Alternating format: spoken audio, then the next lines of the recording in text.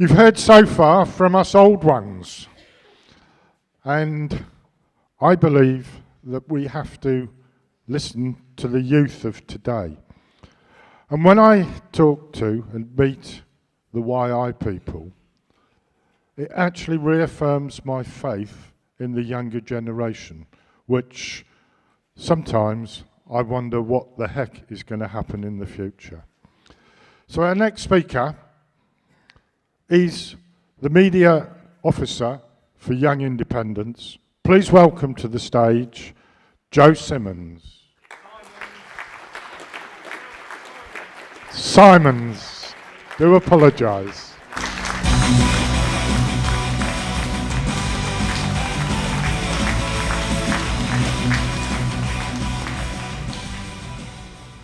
Good morning, conference. My name is Joe, and I'm the, as mentioned, the Young Independents Media Officer. So basically, I'm the guy who runs the UKIP Youth Wing's social media presence and deals with press requests, so on and so forth. I'm also the chairman of UKIP Canterbury as well.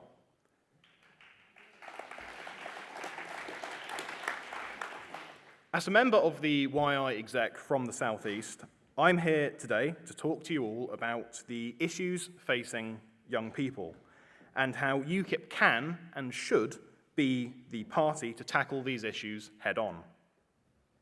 As a reward for sitting through my short lecture as well, at the end I've got a rather exciting announcement about some YI news, and you can see what we've been up to as well in the recent months.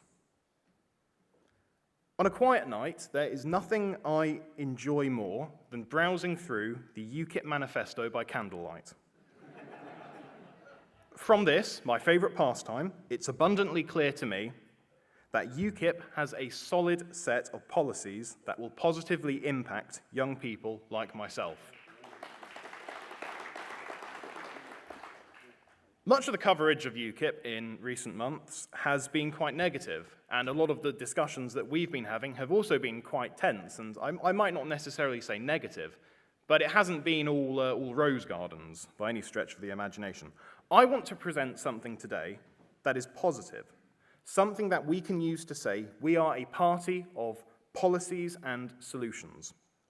I've identified several key policy areas of the utmost importance to young people today: crime and justice, housing, education, and last but by no means least, free speech.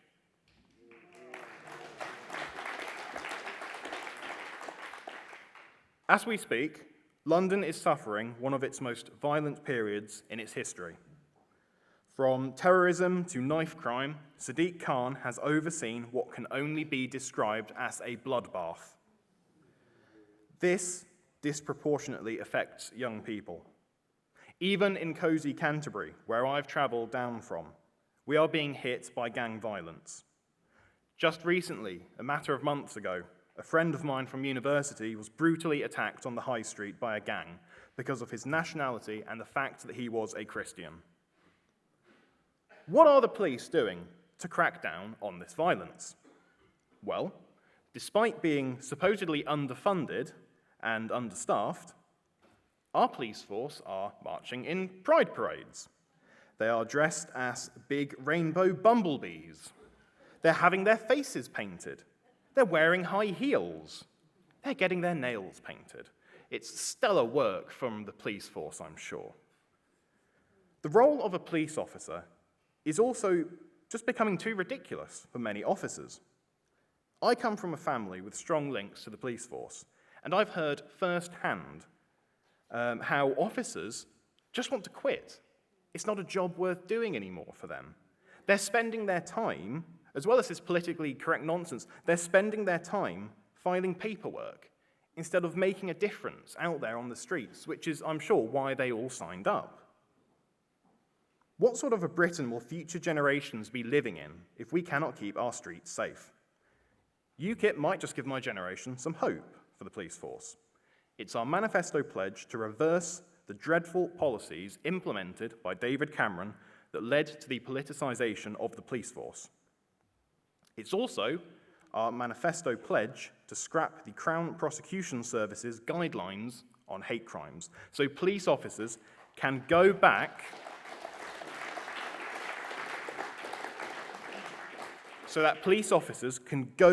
to tackling real crime and not offensive remarks.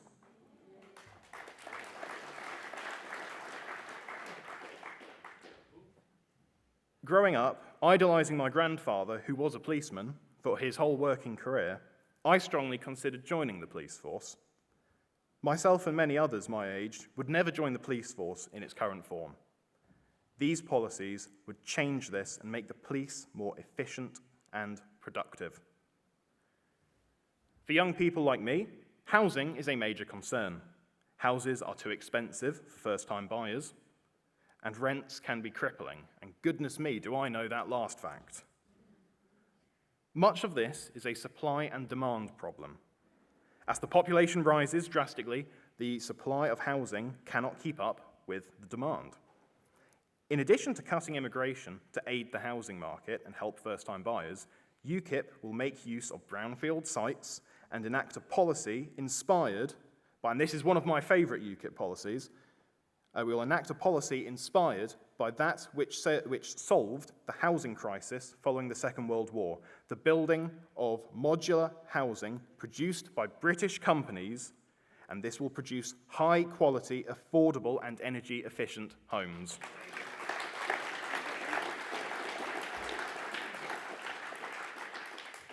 Education is rightly a major concern for young people. Education at both a school and higher level sets the foundation for success in life. As such, every young person in this country deserves not just an education, but an education that is right for them.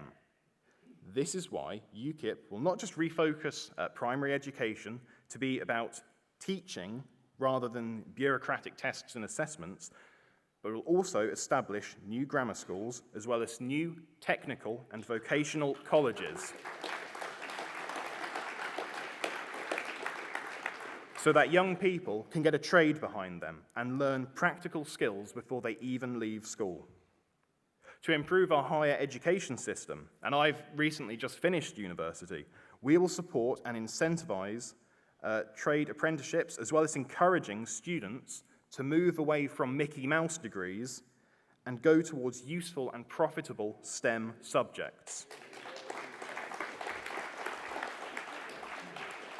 For STEM students, we will waive their tuition fees, provided that they work in Britain for just 5 years in their relevant field. Finally, free speech, a subject very much related to universities. At my university, the Libertarian Free Speech Society was shut down this year. Throughout their 1 year of existence, they contributed greatly to debate and discourse on campus. They organised talks from Carl Benjamin, who you'll be hearing from later, as well as talks from Jacob Rees-Mogg and a debate between an Israeli and a Palestinian diplomat, the first of its kind at a UK university.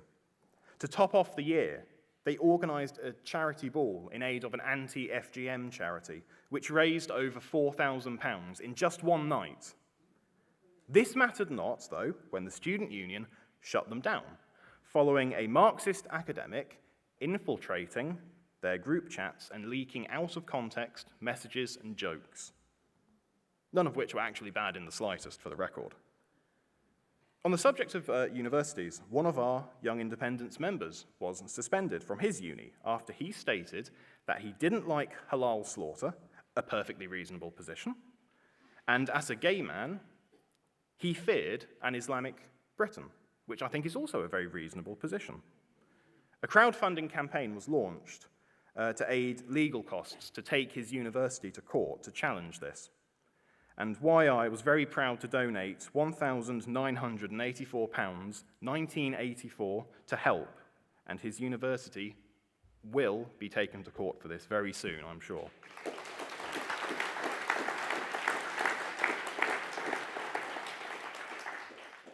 I'm sure you're all aware of what hate crime laws have done to public discourse, resulting in Christian preachers being arrested, a certain Scottish UKIP mad lad being taken to court for teaching his dog a naughty trick, and even a young girl arrested for quoting rap lyrics on her Instagram profile. To combat this, it is firm UKIP policy that hate speech laws and guidelines will be scrapped, allowing present and future generations to enjoy a freedom of speech and debate that so many take for granted.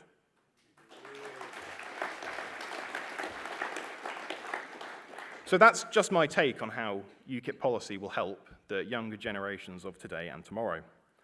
We're ever so slowly edging towards the end of my speaking slot, and I'd just like to give you a few updates about what YI has been up to. YI has been leading the way in the ongoing effort to professionalise UKIP, particularly in its social media presence. As well as donating the money I mentioned earlier, we have been making our presence felt at events and demonstrations up and down the country. We've even made connections with other Eurosceptic populist youth wings across the continent. This summer, there are even plans to send a delegation of YI members to the south of France to a conference being held by the youth wing of Marine Le Pen's party.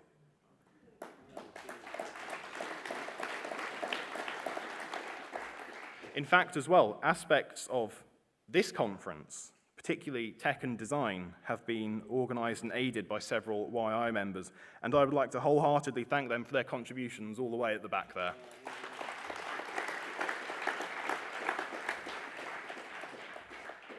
So you can see for yourself some of the work YI has been doing. We've got a short video produced by yours truly, which was made for the European elections, and it's about the story of UKIP since 2016. The year is 2016. UKIP has just won the referendum, meaning that the United Kingdom will leave the European Union. Decades of campaigning have finally paid off thanks to UKIP putting pressure on the Europhile Tory parties. The vote remained for a bigger, better Britain. I think we should stay inside the EU. UKIP and its leader, Nigel Farage, are now needed more than ever to make sure that the Tories deliver on their promise to honour the result of the referendum. Oh, goodness me. Well, I suppose gosh. But Nigel resigned as the leader of UKIP. At the hour he was needed most, he bowed out, saying that he wanted to retire and regain his life. He slowly disappeared from British politics and UKIP, backing a series of candidates for the UKIP leadership, all of whom failed miserably, including one who almost destroyed the party altogether. UKIP was lacking a strong leader. Theresa May was getting away with diluting and delaying Brexit. Who could possibly step in to save UKIP and Brexit? Gerard Batten became leader and stabilised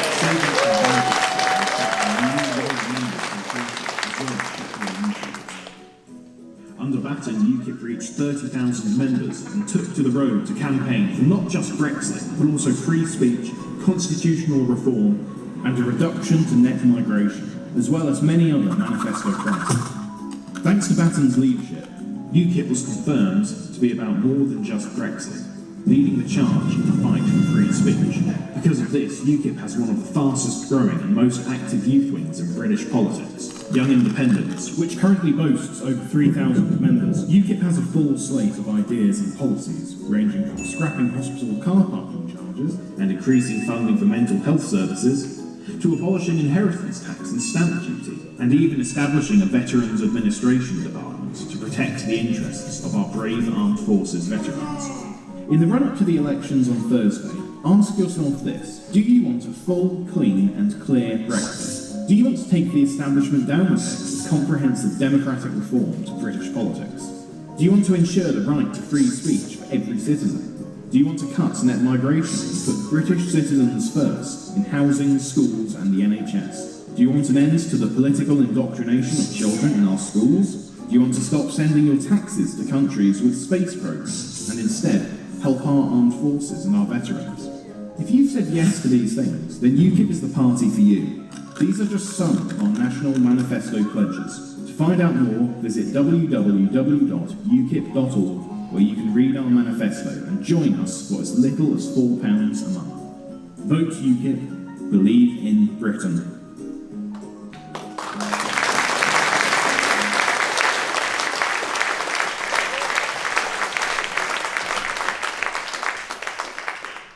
So So very quickly, it's time for that exciting YI announcement. This is something we've been sitting on for a while, and it's a very satisfying relief that we can finally get it off our chests and share it with you. After the incredible success of our YI Revival Conference in Worcester last year, YI Conference will be returning in a brand new location. Much like Eastbourne, this locale is a much-loved Victorian seaside resort. It's also famous for a certain landmark inspired by an iconic Parisian structure. This year, on the 26th of October, Young Independents will be holding our national conference entitled YI Next Gen in Blackpool.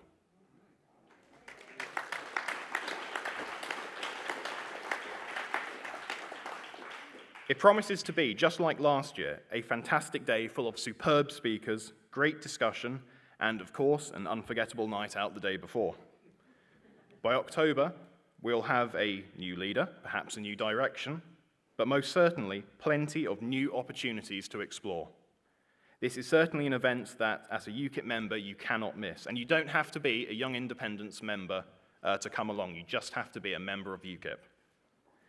Tickets aren't available just yet, but be sure to like and follow us on Facebook, Twitter, Instagram to keep up to date with our latest updates, including the date when tickets will be going on sale.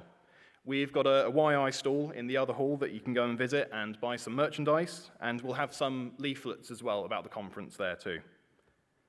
Thank you very much for listening, and if you want to have a chat and find out some more about YI, I'll be here throughout the day, either in here or on the stall, wherever.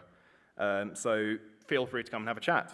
Thank you very much, and I hope you enjoy the rest of conference.